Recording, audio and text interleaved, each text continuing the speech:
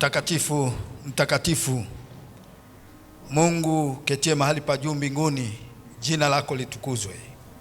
Mapenzi yako yatimizwe. Tupe leo riziki zetu na utusamehe makosa yetu. Katika mchana huu tunakuja mbele zako kama tulivyo, tukiwa tumejeruhiwa na yule mwovu. Lakini wimbo ambao tumewimba namba 20 unatupatia nguvu ya kusimama tena, kwamba wewe ni kimbilio letu. Tunapokuwa na mahitaji, wewe unatuita na kutufunika na utukufu wako. Mchana huu tunakuja kwa unyenyekevu mkubwa, kila mmoja akiwa ana mzigo wake. Miongoni mwetu yawezekana wako wagonjwa. Miongoni mwetu yawezekana wako wengine wapendwa wao wamelala vitandani ni wagonjwa. Wengine wamefiwa. Lakini wengine pia hawana hata chakula. Wengine wana changamoto mbalimbali za watoto na kadhalika. Hayo yote tunapopiga magoti tunaleta miguuni pako kwa unyenyekevu. Ukasikie ombi la kila mmoja na lipate kibali machoni pako. Mtumishi wako Bwana Mwera atasimama kutulisha mkate wa uzima. Tunamkabidhi mikononi mwako. Yale atakayonena yawe yametoka kwako. Katika mdomo wake mpake kaa lako la moto, ili Bwana utukufu wako na neema yako ikaonekane kwetu sisi na jina lako likatukuzwe. Tunaombea watoto wetu, tunaombea wake zetu, tunaombea waume zetu, tunawakabidhi mikononi mwako. Lakini pia tusahau kuiombea kwaya yetu na vijana wetu, tunawaombea Bwana uwalinde kwa mkono wako wenye nguvu, ili shetani asije akawajaribu na hatimaye akawaangusha, na furaha ya shetani ikawa kubwa kuliko ile furaha ya kwenda mbinguni. Tunanyenyekea miguuni pako, tukijikabidhi sasa mikononi mwako na kuamini kwamba ombi hili limepata kibali machoni pako, katika jina la mkombozi wetu Yesu Kristo. Amina.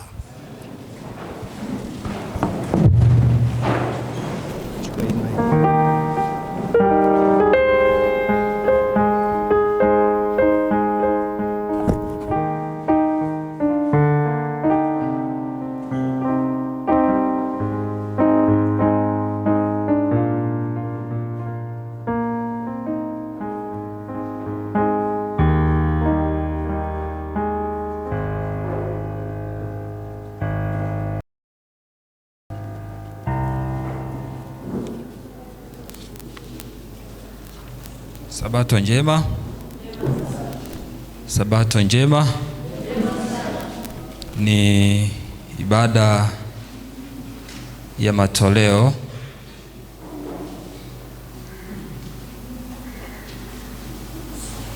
Somo Sabato ya leo Juni 6, 2026. Kichwa cha somo la matoleo lina kichwa ambacho kimeandikwa sozo. Kwa hiyo naomba Roho Mtakatifu uendelee kunifuatilia nami tunaposikia somo hili maalum kwa ajili ya ibada yetu ya matoleo. Na hivyo sozo ni neno la Kiyunani linalomaanisha wokovu, kuokoa au kuponya. Linazungumzia uponyaji kwa ujumla, kimwili, kiakili na kiroho. Katika sura 8 za kitabu cha Luka ambacho kiliandikwa kwa Kiyunani na daktari, tunasoma habari za mwanamke ambaye alikuwa na shida kubwa ya kiafya.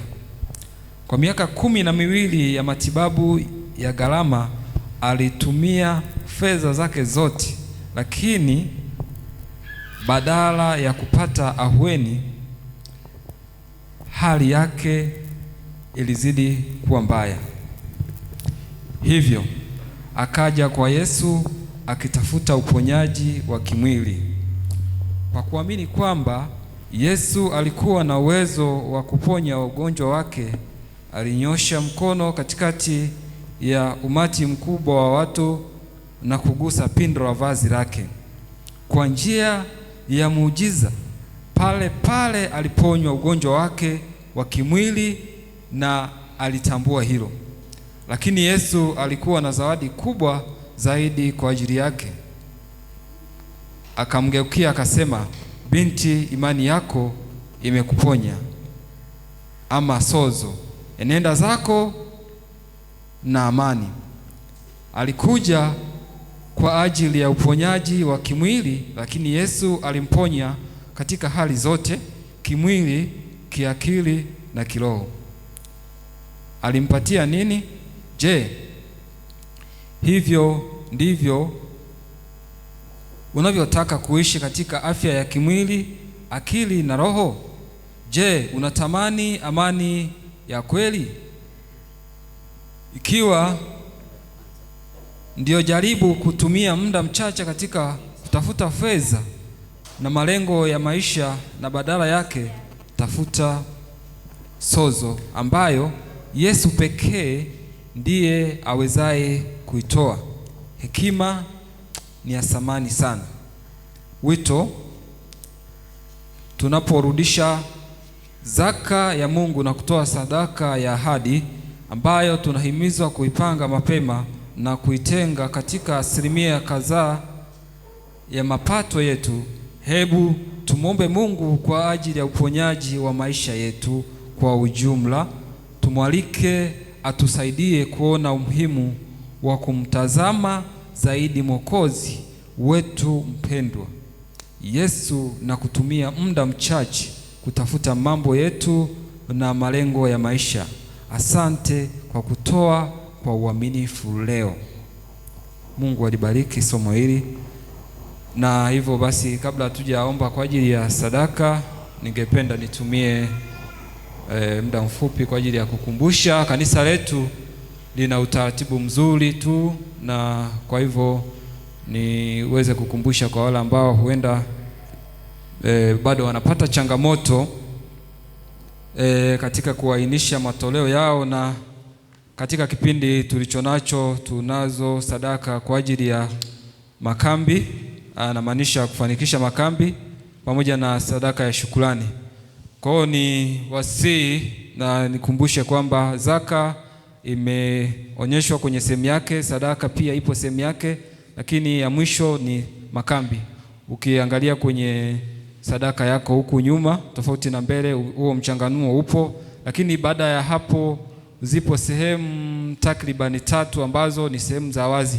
Kwa hiyo unaweza ukatumia kwa ajili ya kuandika sadaka yako kwa namna ambavyo unafikiria, ikiwa ni makambi au ni sadaka yoyote ile ambayo unahisi unatamani kumtolea Mungu. Kwa hiyo hizo nafasi zilizoachwa ni kwa ajili ya sehemu ya sadaka ambazo hazijaandikwa. Kwa hiyo inaweza ikawa ni sadaka ya kufanikisha makambi au sadaka nyinginezo. Kwa hiyo basi, baada ya maneno hayo mafupi, basi ni wasihi tuinamishe nyuso zetu tuweze kuomba. Baba yetu mwema, tunashukuru kwa ajili ya zawadi ya pekee siku ya leo. Tena imekupendeza kutukutanisha katika sabato takatifu. Natambua ni kwa neema zako na fadhili zako, na sio kwa nguvu zetu wala akili zetu. Umetupa upendeleo, tumefika hapa katika ibada. Tumesimama sio kwa sababu tunastahili, lakini kwa sababu wewe unatupenda, lakini unatamani tuweze kufanya jambo fulani. Kwa sababu umetupa upendeleo huu, mtoto wako umekuja na sadaka, umekuja na zaka zao. Baba, tunakuomba ukapokee. Lakini zaidi ya zaka na sadaka, mioyo yetu Baba tunaitoa kwako, kila mmoja akinena ndani ya moyo wake. Endelea kumtendea lilohitaji, maana tukitoa mioyo yetu kwako, wewe unaipokea na unajibu haja zetu. Basi kupitia sadaka za leo Baba, ikawe tu ni ishara ya kwamba tumetoa mioyo yetu ili iweze kututendea. Endelea kutamalaki katika ibada ya leo tangu mwanzo na hata mwisho. Tunaomba kwa imani katika jina la Yesu. Amin.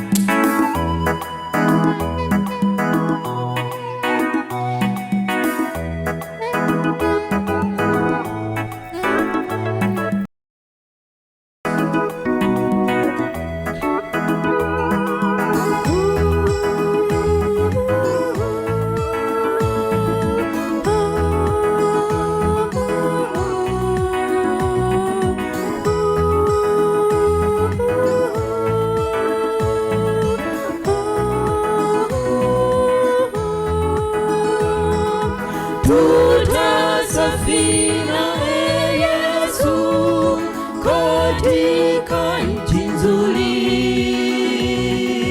akituvika taji washindi, karibu mlokombolewa. Tutasafiri naye Yesu katika nchi nzuri, akituvika taji washindi, karibu mlokombolewa. Jitahidi tufike katika nchi nzuri, tutakula vinono tukiwa naye Mwokozi. Jitahidi tufike katika nchi nzuri, tutakula vinono tukiwa naye Mwokozi.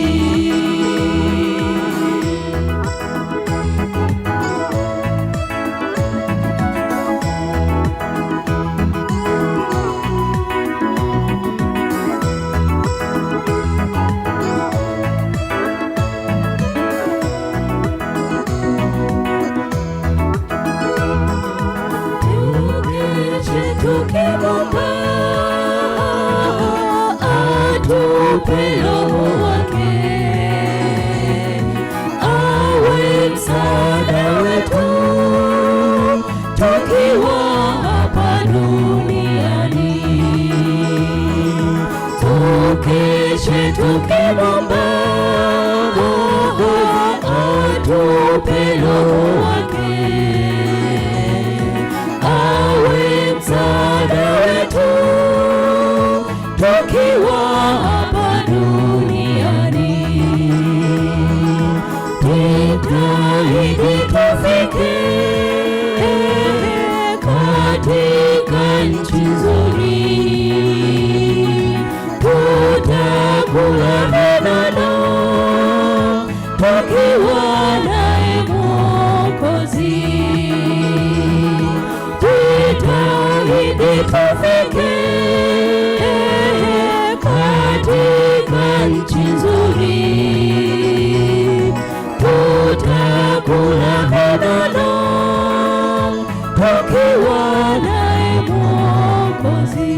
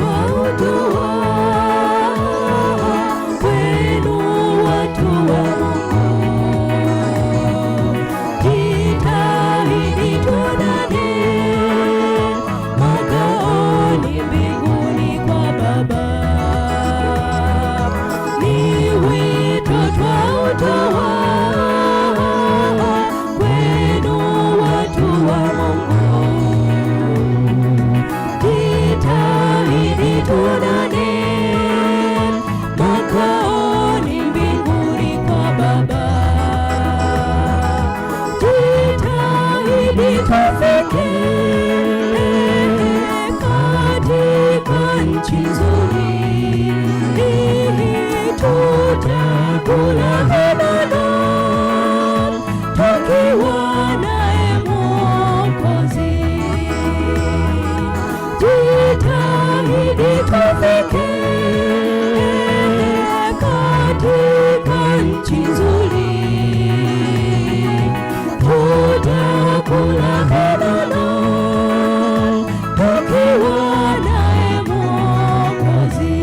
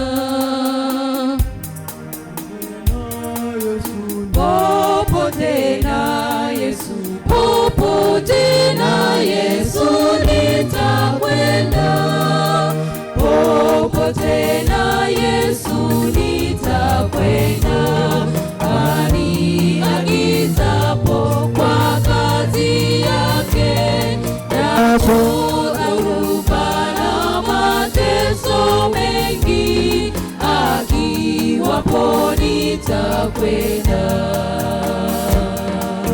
Popote na Yesu nitakwenda, aniagizapo kwa kazi yake. Japo dhoruba na mateso mengi, akiwapo nitakwenda.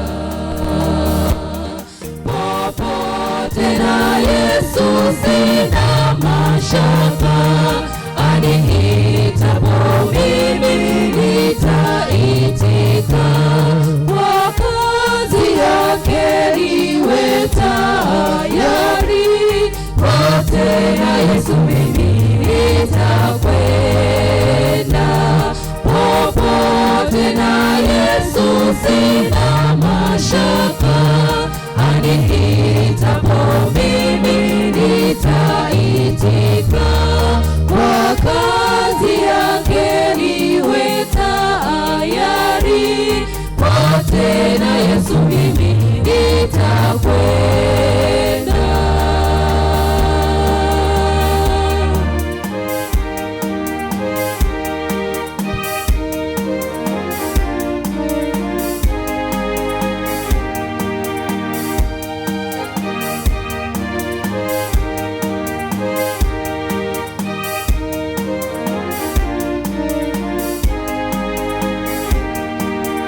Popote na Yesu nitakwenda, kuleta mavuno ghalani mwake. Najua njiani vikwazo vingi, akiwapo nitakwenda. Popote na Yesu nitakwenda, kuleta mavuno ghalani mwake. Najua njiani vikwazo vingi, akiwapo nitakwenda. Popote na Yesu sina mashaka, aniitapo mimi nitaitika. Kwa kazi yake niwe tayari, popote na Yesu mimi nitakwenda. Popote na Yesu sina mashaka, aniitapo mimi nitaitika. Kwa kazi yake niwe tayari, popote na Yesu mimi nitakwenda. Popote na Yesu sina mashaka, aniitapo mimi nitaitika. Kwa kazi yake niwe tayari, popote na Yesu mimi nitakwenda.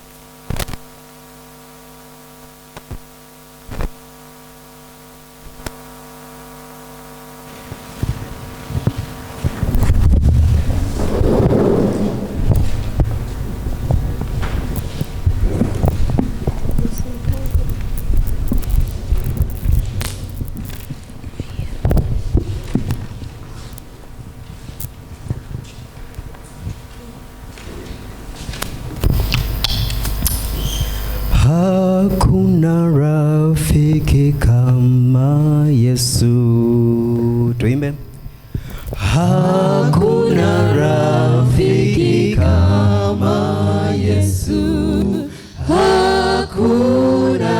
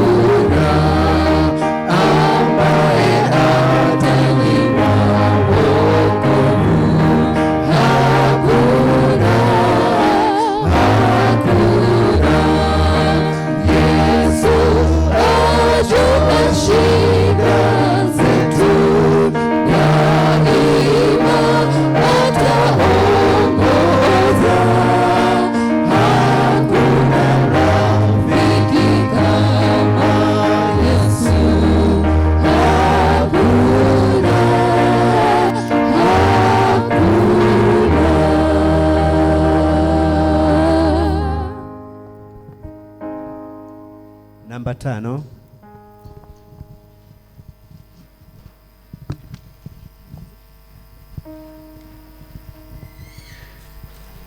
Na tumwabudu huyo mfalme, na tena na tumwabudu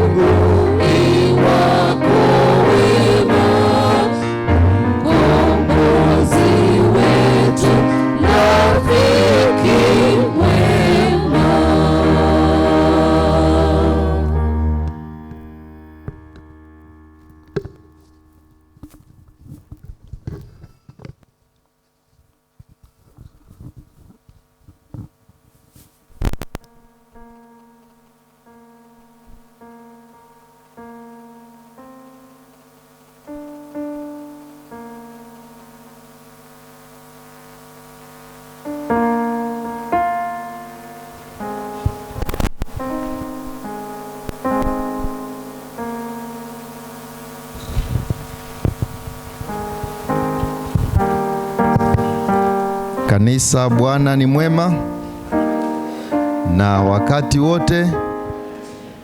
Basi mbarikiwe sana.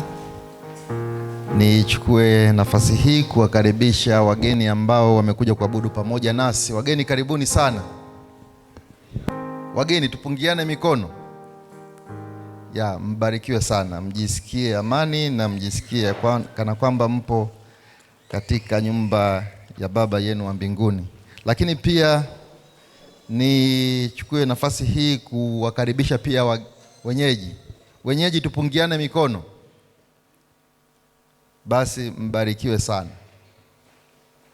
Kabla hatujaanza huduma ya mahubiri katika siku ya leo, niombe wale ambao walibatizwa lakini bado hawajapokelewa. Sabato iliyopita tuliendesha zoezi hili la kuwapokea wabatizwa, lakini si wote waliopokelewa. Hivyo wale ambao hawakubatizwa, basi ni waombe waje hapa mbele ili kanisa liweze kuwapokea. Karibuni. Kulikuwa kuna Sofia, Pendo, Lucia, Ezekieli na Neli. Kama hawa watu hapo, basi niwakaribishe hapa mbele.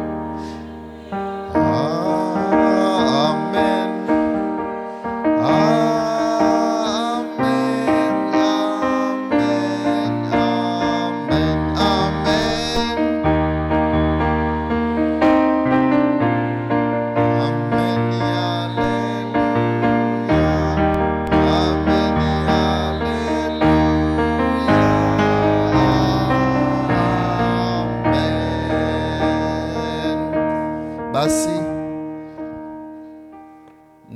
naamini ya kwamba hao wengine tutaendelea kuwapokea kwa sababu hawakuweza kuja kuabudu pamoja nasi katika siku ya leo.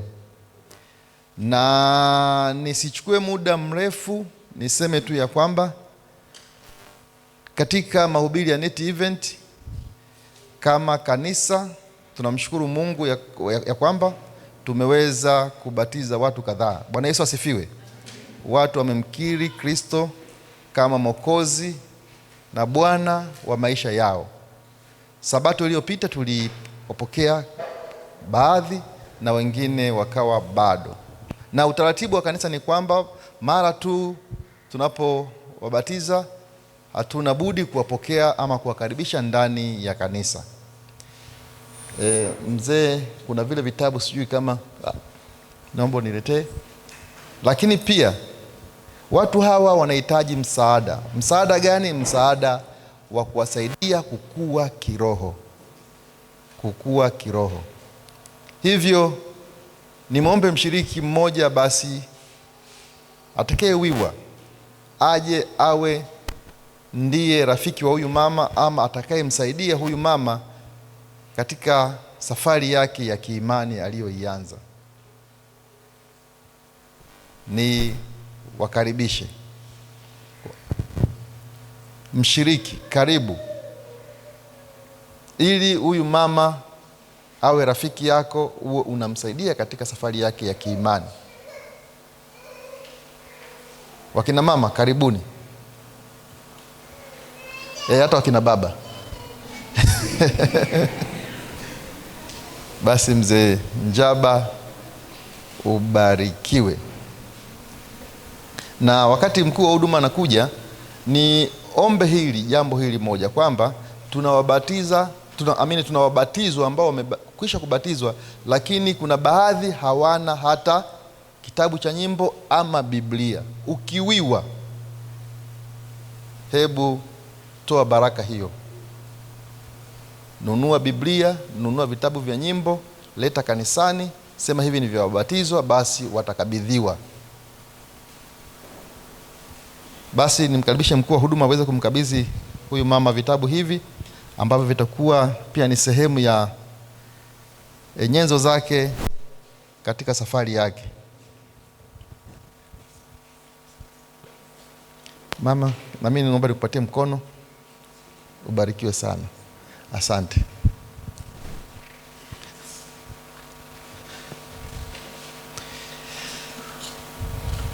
Huo ndio utaratibu wa kanisa la Mungu la ulimwengu, kwamba wabatizwa wanapokwisha kubatizwa basi tuweze kuwapokea na kuwakaribisha ndani ya kanisa. Hivyo mama, karibu ndani ya kanisa. Wewe ni mshiriki halali kabisa wa kanisa la Msangalale na una haki zote ndani ya kanisa. Na wale wengine pia waliokwisha kubatizwa, karibuni sana ndani ya kanisa, nanyi pia mna haki zote za ushiriki ndani ya kanisa.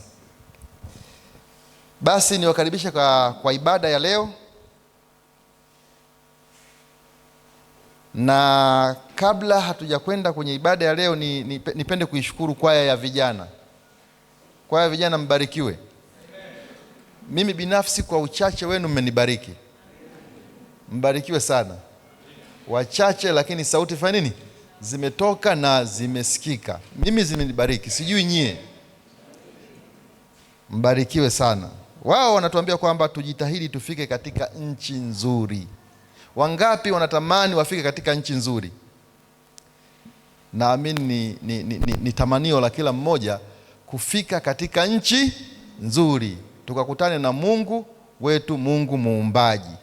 Kwa hiyo wametusihi ya kwamba kila mmoja aliyekuja leo katika nyumba ya ibada basi ajitahidi aweze kufika katika nchi nzuri. Hali kadhalika pia kwaya ya kanisa ni washukuru. Nanyi kwa wingi wenu mmenibariki. Bwana Yesu asifiwe. Wao wametukumbusha ya kwamba, ama wanatuambia kwamba kila mmoja liwe ni tamanio lake kwamba popote pale ambapo Yesu atamtuma atafanyeje? Atakwenda. Popote na Yesu nitafanyeje? Nitakwenda. Iwe ni kwenye shida utafanyeje? Iwe ni kwenye raha utafanyaje? Iwe ni kwenye jua utafanyaje? Iwe ni kwenye mvua utafanyaje? Iwe katika kila hali utafanyaje? Ndio maana ya wimbo huo, popote na Yesu nitafanyaje? Nitakwenda. Hivyo Mungu wa mbinguni aweze kuwabariki sana. Somo letu la leo lina kichwa kinachosema kimbilio langu. Kimbilio langu. Kila mmoja ajiulize, je, kimbilio lake li wapi? Ama kimbilio lako ni kwa nani? Na katika kukimbilia huko, ama katika makimbilio hayo, kila mmoja huwa anatamani kupata ulinzi, kupata amani. Ndio maana anatamani kukimbia sehemu yenye amani ama sehemu yenye ulinzi. Atakapokuwa hapo, moyo wake basi utakuwa upo na nini? Na amani. Na ndio maana katika lile fungu letu la fungu kiongozi, fungu kuu ambalo linatoka katika kitabu kile cha Zaburi 61 fungu la 3, linasema ya kwamba kwa maana ulikuwa kimbilio langu. Huyu ni mtunga Zaburi Daudi, anajaribu kueleza, anajaribu kumwelezea na kumfafanua Mungu wake. Kwa maana anasema kwa maana ulikuwa kimbilio langu. Ina maana katika kuongoza kwake, katika kupigana na maadui zake, katika kila nyakati zote, Daudi anasema kwamba Mungu alikuwa nini? Alikuwa kimbilio lake. Lakini hakuishia tu hapo. Anasema ya kwamba pia Mungu alikuwa ni ngome yenye nguvu ili adui asiweze kumpata. Daudi anaeleza ya kwamba Mungu alikuwa kimbilio lake. Lakini anaenda mbali zaidi na kusema ya kwamba Mungu pia alikuwa ni ngome. Ngome kwa maana inawezekana ni kitu kilichokuwa mbele yake ambacho kilikuwa kinamkinga dhidi ya adui, kinamkinga dhidi ya hatari, kinamkinga dhidi ya mabaya. Lakini ngome hii ilikuwa ni Kristo, ama ilikuwa ni Mungu. Ndivyo tafsiri ya Daudi anayoleta hapa. Kwa hiyo Daudi katika fungu hili anaeleza, kwa maana Mungu ulikuwa kimbilio langu, lakini Mungu pia ulikuwa ni ngome yangu. Ngome hiyo yenye nini? Yenye nguvu, adui asinipate. Somo letu linasema kimbilio langu. Tuinamisha vichwa na tuombe. Mungu wetu na Baba yetu unayetupenda, baraka zako zimeambatana nasi katika nyumba yako ya ibada, siku makini, siku ya Sabato yako yenye mibaraka mingi. Wana na binti zako wamekuja kwa ajili ya ibada. Wamekuja kwa sababu wewe ni kimbilio lao, na wamekuja kwa sababu wewe ni ngome yao katika maisha yao. Wamekuja kwa sababu wewe ni mlinzi wao. Wamekuja kwa sababu wewe ndo mpaji wa kila kitu. Wamekuja kwa sababu wewe ni Mungu unayehitaji ibada kutoka kwao. Mchana wa leo, Baba na Mungu wetu, tunakusihi na kukuomba ya kwamba pokea ibada yetu, pokea mioyo yetu, na pokea kila tutakachokileta miguuni pako. Tunaomba tukiamini ni katika jina lake Yesu, amina. Kila mwanadamu anahitaji ulinzi. Kila mwanadamu anahitaji nini? Ulinzi. Na kila mwanadamu anahitaji amani. Iwe ni ulinzi tu huu wa kawaida, ama iwe ni ulinzi wa nguvu nyingine, mwanadamu anahitaji amani, mwanadamu anahitaji ulinzi. Katika ile wanasema hierarchy of need, katika ni mtiririko wa mahitaji, pia ulinzi huwa hupo. Yaani mwanadamu huwa anahitaji ulinzi, uwe vyovyote vile. Na ndiyo maana hata Musa pindi yupo katika nchi ya Misri, alipoona Mwebrania anapigana na Misri, akaenda ili awaamue, na kwa bahati mbaya Musa akamuua Misri. Na siku nyingine tena akaona Waebrania wanapigana, Waebrania kwa Waebrania, akaenda ili awaamue. Wakamuuliza, kwani wewe ndio umekuwa mwamuzi wetu mkuu? Mmoja akasema, au na wewe unataka uniue na mimi kama ulivyomuua Misri? Alipogundua hilo, akaona ya kwamba tayari amekosa ulinzi, amekosa amani.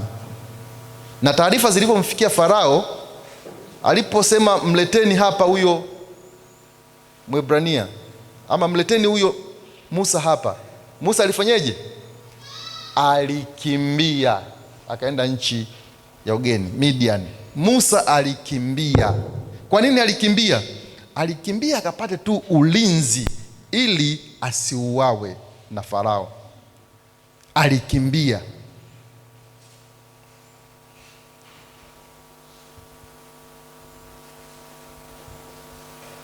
Na Mungu ni mwema, ni kweli. Musa akapatiwa ulinzi, akapokelewa kule katika nchi, yani alikuwa ni mgeni katika nchi ya ugeni. Lakini kwa nini amefika hapo? Alikimbia kwa ajili tu aweze kupata ulinzi, aweze kupata amani, kwa sababu kule alipokuwepo angeliweza kuhukumiwa kifo ama angeuawa kwa amri ya mfalme Farao. Akakimbia. Lakini si hivyo tu. Ukija kwenye kisa kingine cha Biblia, mjukuu wa Ibrahim anaitwa Yakobo, alipochukua mibaraka ya kaka yake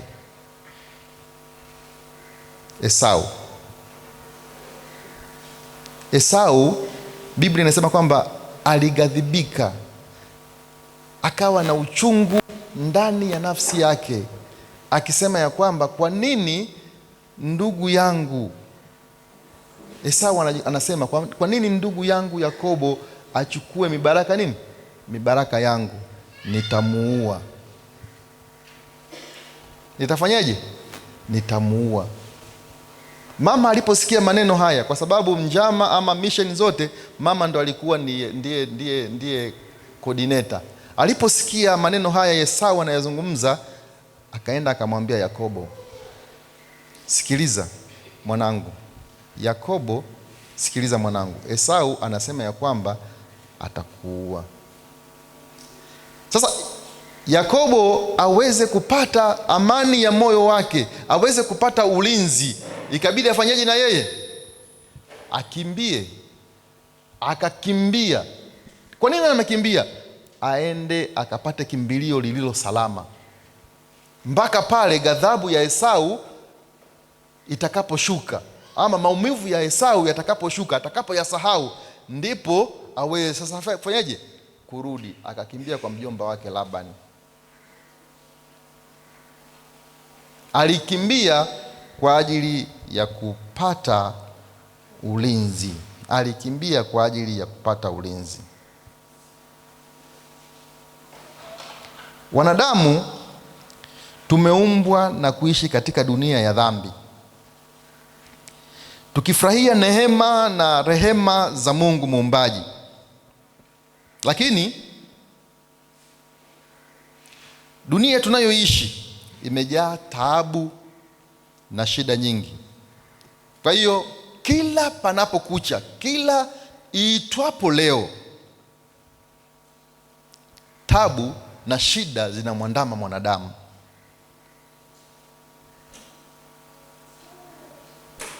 Kwa hiyo katika shida hizi, katika taabu hizi, sisi tunaomcha Mungu, yumkini kila mmoja anatambua tunaishi katika ulimwengu wenye dhambi. Hatuishi katika ulimwengu wenye utakatifu. Na ndiyo maana siku zote sisi tulio wasafiri wa kwenda mbinguni tunasema tupo katika nini? Pambano. Tupo katika nini? Pambano. Tunapambana. Tunapambania nini? Tunapambania ushindi, tunapambania wokovu. Katikati yetu kuna Mungu, kuna shetani. Kwa hiyo sisi mbele yetu kuna uchaguzi. Ni wapi tutakapochagua? Na ndiyo maana tunasema ya kwamba tupo kwenye ulimwengu wenye shida na wenye dhambi. Kama tupo kwenye ulimwengu wenye dhambi, swali ni hili kwa wewe muumini, swali ni hili kwa wewe mshiriki. Tupo katika ulimwengu wenye dhambi, ulimwengu wenye shida na ulimwengu wenye kila kadhia. Sasa je, wewe kimbilio lako lipo wapi? Daudi ametueleza katika Zaburi kwamba Mungu ndiye nini? Kimbilio lake. Mungu muumbaji ndiye kimbilio lake, lakini pia ndiye ngome yake. Sasa leo wewe uliyepo ndani ya nyumba ya ibada, hebu tafakari na jiulize, nipo katika ulimwengu wa dhambi, nipo katika ulimwengu wa shida. Yaani kila shida ipo juu ya mwanadamu, kila tabu ipo juu ya mwanadamu. Pale shida inaponipata, pale tabu inaponipata, je, kimbilio langu ni nani? Hebu kila mtu amgeukie mwenzake amuulize, je, wewe mwenzangu kimbilio lako ni nani? Mzee Ayubu amekwambiaje?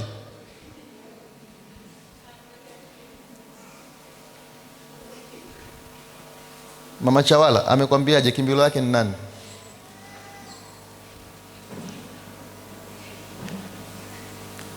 Yawezekana tukawa tunaona ni jambo jepesi, ama yawezekana kuna mambo ambayo tuje kukutana nayo, lakini niwaambie wasafiri wenzangu, kuna watu makimbilio yao si kwa nani? Si kwa Mungu.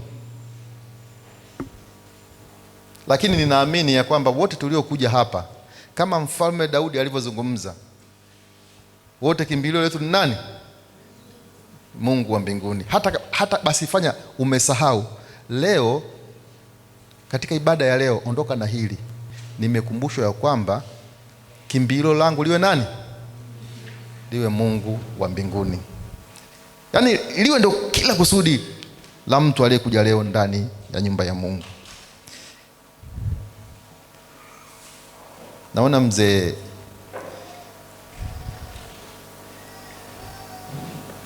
Mlozi nitamani anisomee mafungu kadhaa hapa, yuko bize. Basi mtu mwingine tu achukue mic anisomee mafungu haya. Zaburi 46 na mstari wa kwanza.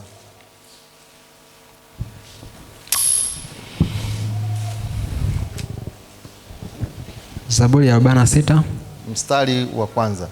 Naam, neno la Mungu linasema, Mungu kwetu sisi ni kimbilio. Ishia hapo. Mungu kwetu sisi ni nini?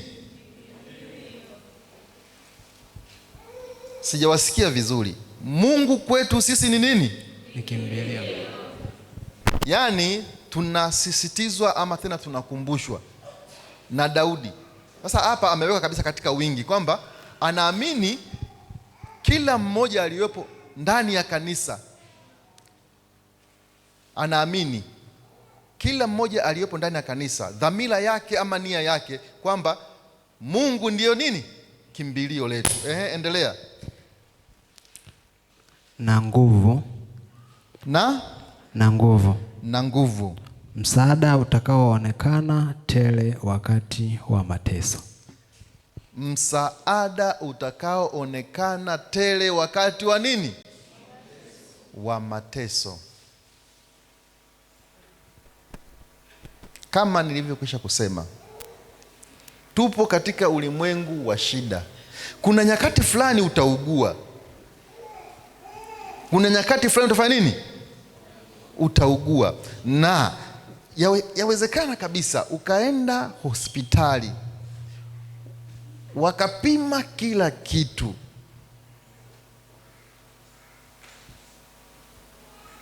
wakakwambia kwamba bwana, sisi hatufanye nini? Hatuoni chochote. Tena yumkini kuna madaktari ama daktari atakwambia bwana, hebu angalia njia nyingine utakufanya nini? Utakayotumia. Sisi tumefanyaje? Tumeshindwa kuona.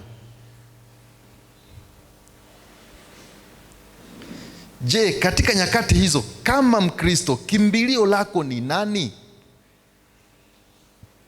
Je, utakwenda kupiga ramli?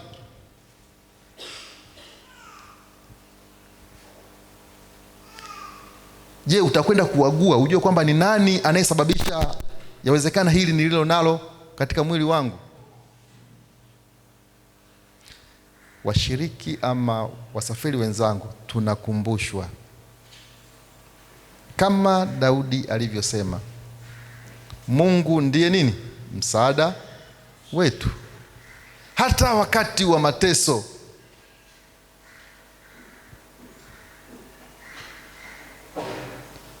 Kuna nyakati utakazopitia zitakazokuwa ni ngumu. Yawezekana labda ni kazini kwako.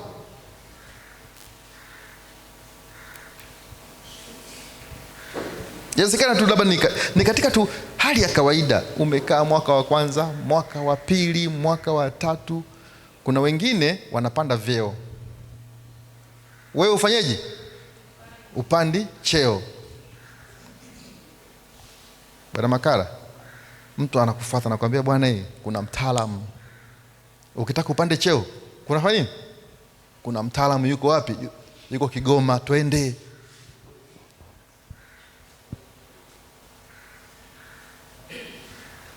Kama hauko imara kwa Mungu, utafanyaje?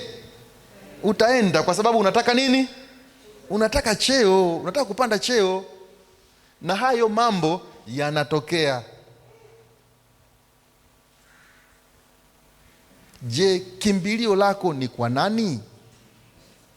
Tunakumbushwa kwenye Biblia. Turudi kwenye nini? Kwenye Biblia. Kimbilio lako ni nani? Je, utakwenda huko nje kutafuta nguvu nyingine? Utakwenda huko nje kutafuta amani?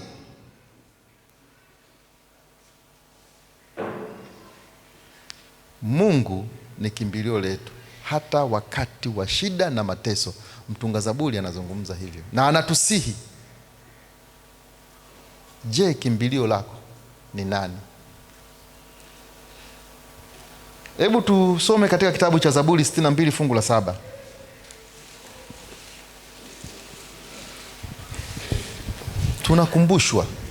Tunakumbushwa wasafiri wa kwenda mbinguni. Naam, Zaburi 62 fungu la 7 linasema, 62 fungu la 7 linasema, kwa Mungu wokovu wangu na utukufu wangu. Mwamba wa nguvu zangu na kimbilio langu ni kwa Mungu. Bwana Yesu asifiwe. Bwana Yesu asifiwe. Amen. Bado maandiko matakatifu yanatusihi na kutuonyesha ya kwamba ni namna gani ambavyo Mungu ana nguvu. Na hivyo basi sisi tunapaswa kwa 100% kumtegemea yeye.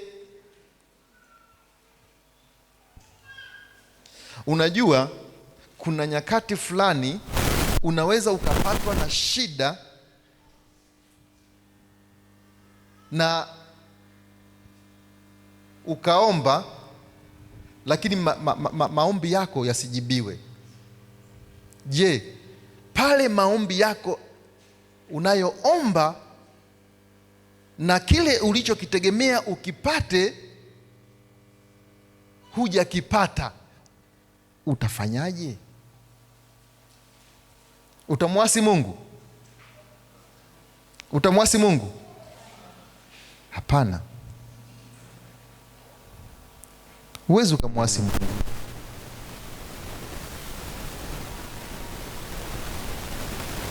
Huwezi ukamwasi Mungu.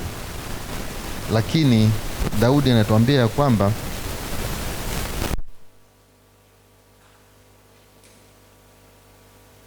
kwa Mungu wokovu wangu na utukufu wangu, mwamba wa nguvu zangu. Na anamalizia anasema ya kwamba na kimbilio langu ni kwa Mungu. Bwana Yesu asifiwe. Yaani leo tunakumbushwa, ama mimi ninayenena nanyi ninatamani hili liwe katika vichwa vyetu, ya kwamba Mungu wa mbinguni, Mungu muumba wa mbingu na nchi, awe ndio kimbilio letu. Mimi kuna jambo moja ama kisa kimoja kilitokea katika familia yetu ama katika ukoo wetu. Lile jambo kuna baadhi ya watu wachache nishawasimulia, lakini mimi binafsi huwa nikilikumbuka linanipa tafakari sana, na kuona ukuu wa Mungu, na kuona ni namna gani ambavyo Mungu wetu ni mwema. Na tukio hili lilitokea kwa babangu mdogo. Ilikuwa ni siku ya Ijumaa usiku kuamkia Jumamosi Sabato, Tarime kijijini. Wezi wakaja usiku wakaiba ng'ombe, na alikuwa na ng'ombe wa kulimia tu. Sisi kule kwetu, yani kutokana na sasa hivi ufinyu wa maeneo, at least mtu anakuwa na ng'ombe hata wawili, wafanyeje, wa kufunga jembe ili wamsaidie kwenye nini, kwenye kilimo. Sasa anaamka asubuhi ili ajiandae kwenda kanisani, anakuta ng'ombe wote wafanya nini, hawapo. Yaani anakuta zizi liko wazi, ng'ombe hawapo. Sasa katika kule kuhamaki kwamba nifanye nini, basi yule mzee alichokifanya, yeye alijiandaa, akachukua lesoni yake na Biblia yake, akaenda wapi? Akaenda kanisani. Sasa wanakijiji wakaja, wanamshangaa, wanamuuliza, wewe mzee, alikuwa na mzee Gikaro ama mwalimu Gikaro, ng'ombe wako wameibiwa, tumekuja tukusaidie, tufuatilie tuone nyayo ng'ombe wamekwenda wapi, unatuacha unakwenda kanisani. Mzee, uko vizuri? Fundi mitambo, sio ningeacha maana naona nasikika. Mimi naona nasikika. Naomba tuache hivyo. Basi huyu mzee akachukua lesoni yake na Biblia, akaenda wapi? Akaenda kanisani. Huku wanakijiji wamebaki na maswali, wanajiuliza, tumekuja kumsaidia mzee kufuatilia ng'ombe zimeelekea wapi, lakini yeye ameelekea wapi? Basi na sisi tufanyeje? Tuache. Kweli kwa uaminifu kabisa, yeye mzee alichosema, sema bwana, mimi ninakwenda kumwabudu nani? Mungu. Leo ni siku yangu ni siku yangu ya kusali. Kama wameshaondoka, acha ng'ombe fanya nini, waende, wameshaondoka. Sasa nifanyeje? Hata nikifuatilia inawezekana nifanye nini, nisiwapate. Mimi acha tu niende kanisani. Kweli mzee akaenda kanisani. Ibada imeendelea mchana. Jioni anarudi nyumbani, anakutana na ng'ombe wanarudishwa nyumbani. Bwana Yesu asifiwe. ng'ombe wanafanya nini? Yaani wanarudishwa nyumbani. Yaani mimi hilo tukio mpaka leo pia huwa linanishangaza sana Bibi Ida. Kuna watu walikuwa huko ng'ombe walipokuwa wanaelekea, wakakutana nao, wakawasimamisha wale watu, wakasema mbona hawa ng'ombe ni wa mwalimu? Hawa ng'ombe ni wa mwalimu, nyie mnawapeleka wapi? Hebu simameni hapo tuhojiane. Walipoona hali imechafuka, wakafanya nini? Wakakimbia, wakaacha ng'ombe. Basi ikabidi wawaswage kufanya nini? Kuwarudisha. Sabato inaisha, jua linazama, na ng'ombe wanafanya nini? Wanarudi. Wapo ambao hawakuamini, wakasema yule mzee ni nini? Mzee ni mchawi, ana dawa ya kurudisha ng'ombe. Mzee ni nini? Ni mchawi. Lakini ninalotaka kusema ni hili, ninaamini 100% kwamba mzee yule tegemeo lake na ngome yake ni nani? Ni Mungu. Hivyo tutakapojitoa kikamilifu 100% na imani yetu ikaelekezwa kwa Mungu muumbaji 100%, hata yawe ni mateso ama iwe ni kadhia ya namna gani, bado Mungu wetu anabakia kuwa mwaminifu. Lakini pia nasi pia kwa sehemu yetu ama kwa wajibu wetu tunatakiwa ya kwamba pale tunapohitajika kwa Mungu wetu tukimbilie kwa nani? Kwa Mungu wetu.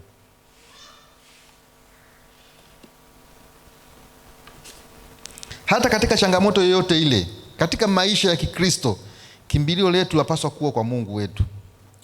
Mungu wetu ni Mungu mwenye uwezo wote, mwenye mamlaka yote, mwenye kutiisha falme zote.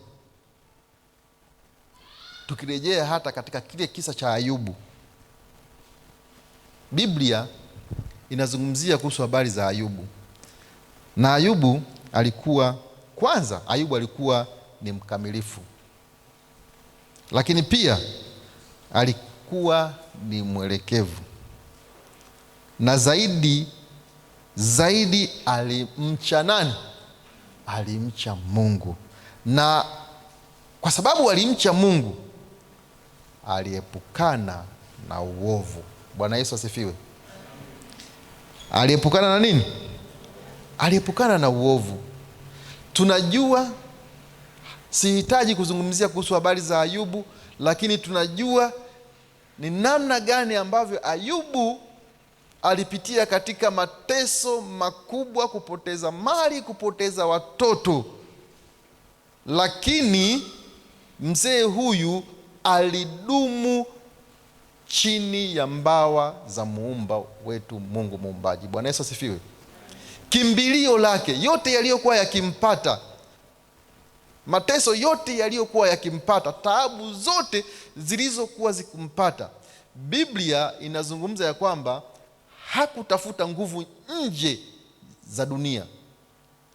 Hakwenda nje kutafuta mambo mengine, lakini alibaki na kudumu kwa Mungu akimtegemea. Naye alimfanya Mungu kuwa kimbilio lake, alimfanya Mungu kuwa ngome yake ya daima katika maisha. Kimbilio la Ayubu, tunaposoma katika maandiko matakatifu, tunaona ya kwamba kimbilio lake lilikuwa ni kwa Mungu pekee. Kwa hiyo sisi kama wasafiri wa kwenda mbinguni, tena hasa Waadventista wa Sabato wanaolijua neno ama wanayemfahamu Mungu vizuri,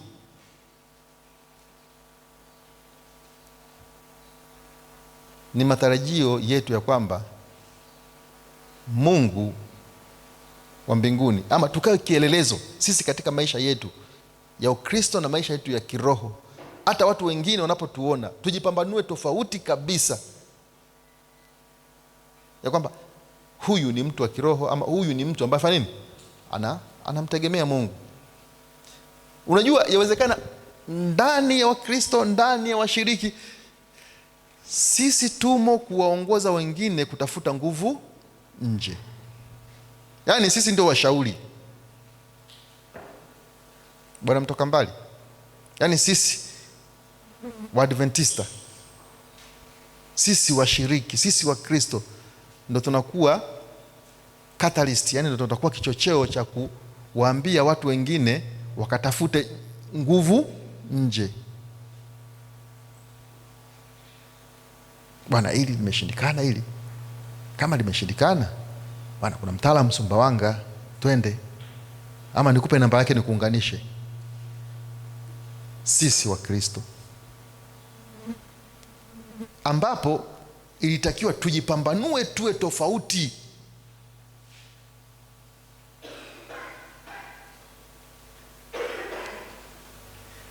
Unajua, kwa nyakati zile za nyuma zilizokuwa zikipita, wakati tunakuwa uko ukisikia bwana, mzee fulani au mama fulani, yule kwa kweli yule ni mtu wa Mungu. Yaani yule kwanza utakapofika tu utakwambia tupige magoti tuombe.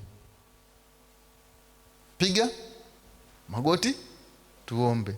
Yaani unapompelekea tu shida yako, unapompelekea tu taabu yako, anakwambia tumishi, piga magoti nikukabidhi kwa nani? Kwa Mungu. Norman, ni tamanio langu nawe iwe hivyo. Yaani sio bwana, umeniletea shida, kuna mtaalamu Tanga, ngoja nitakuunganisha.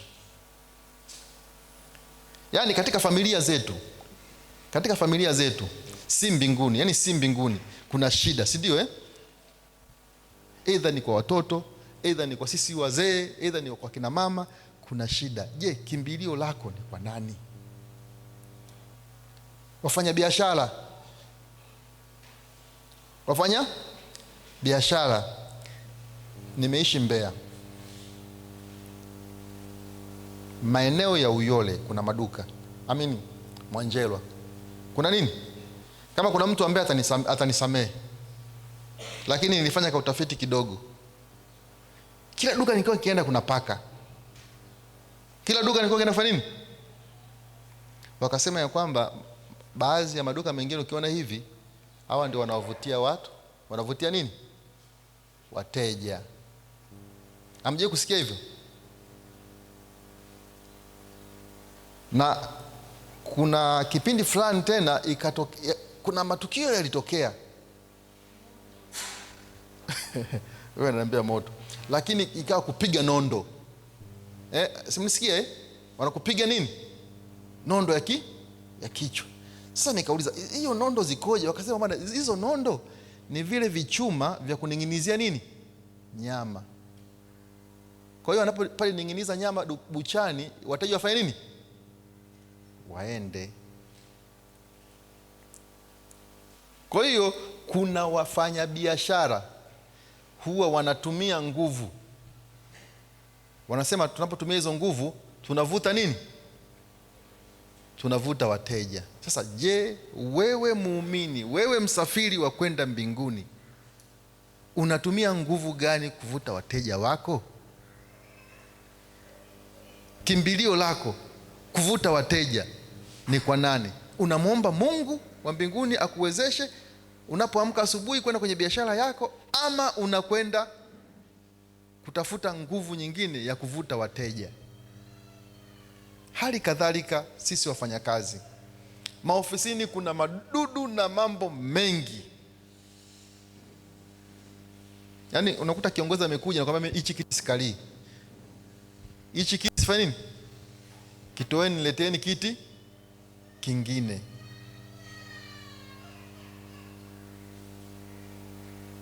Kimbilio lako, mategemeo yako wakati wa shida na wakati wa taabu ni kwa nani?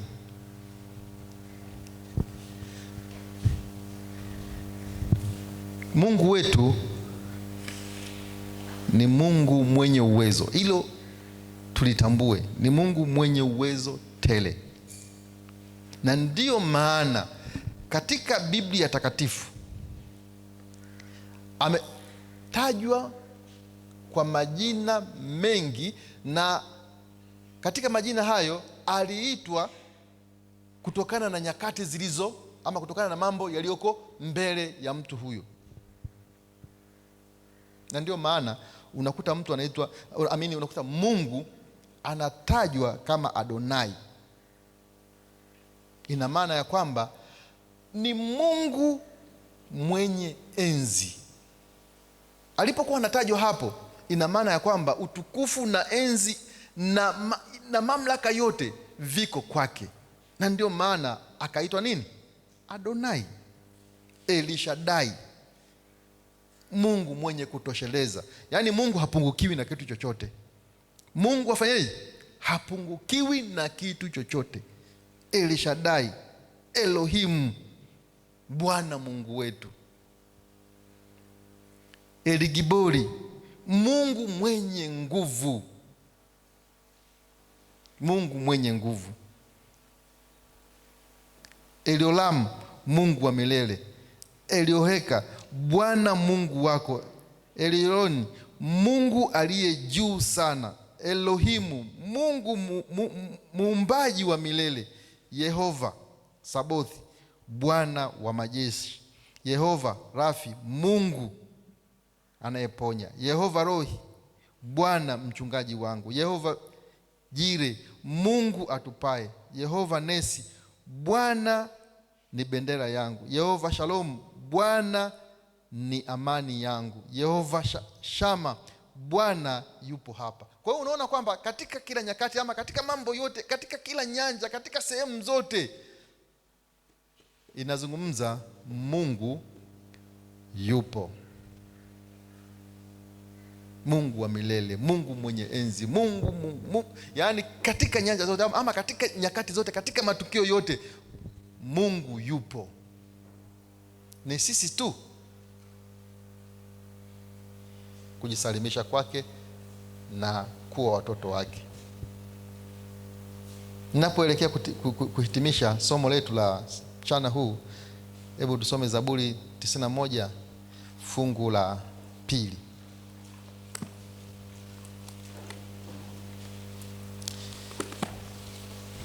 Zaburi 91 fungu la 2 inasema, ndio, nitasema Bwana ndiye kimbilio langu na ngome yangu. Hebu ninaomba urudie. Nitasema Bwana ndiye kimbilio langu na ngome yangu, Mungu wangu nitakaye mtumainia. Bwana Yesu asifiwe. Yaani liwe ni tamanio la kila mmoja kusema ya kwamba Bwana ndiye kimbilio langu na nini?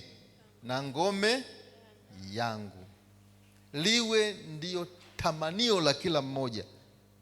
Kuanzia leo aseme. Biblia inasema kwamba nitasema. Kwa hiyo nasi pia ndani ya mioyo yetu tuseme ya kwamba Mungu ama Bwana ndiyo kimbilio letu na ngome yetu, Mungu wetu tunaye muamini. Mungu atubariki.